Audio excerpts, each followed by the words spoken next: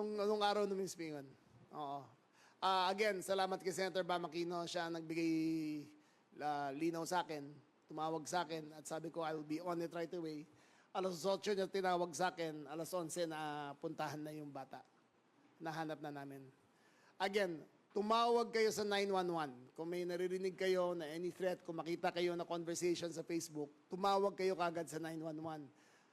Yun nangyari sa Tacloban is nobody's fault except the children's, except the 14-year-old and the 15-year-old, and the owners and registered operator of the firearms.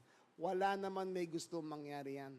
Hindi pwede sisihin ng pulis kasi doon kami sa labas, ang mga pulis ay nasa labas. Pero hindi naman nila pwede kapkapin ng bawat pumapasok na estudyante. Hindi nila pwede buksan ang bag. Hindi rin pwede sisihin ng teacher. Dahil kung ang teacher naman ay sa 2,800 na estudyante, ay paano niya malalaman na may baril?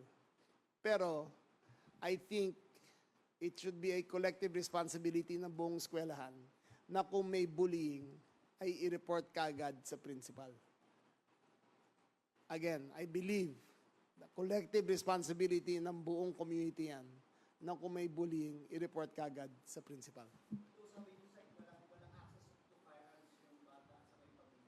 Yung 14 years old, yes, wala. That's right. Tingin namin, gusto gumawa ng copycat. Gusto gumawa ng copycat crime. Ayun ang delikado dito eh. Kasi nga nakikita sa video games na napakadali bumatay ng tao. Tingin nila, ay ginawa dun. Kaya ko rin to.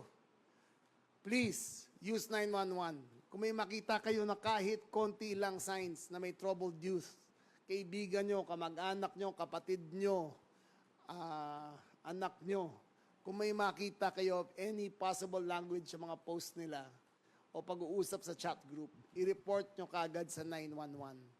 911 works. Within 5 minutes, dumating ang first responders.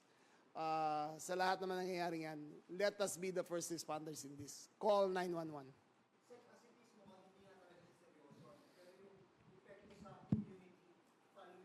Yes. Hindi mo kasi pwedeng sabihin na hindi siya seryoso eh.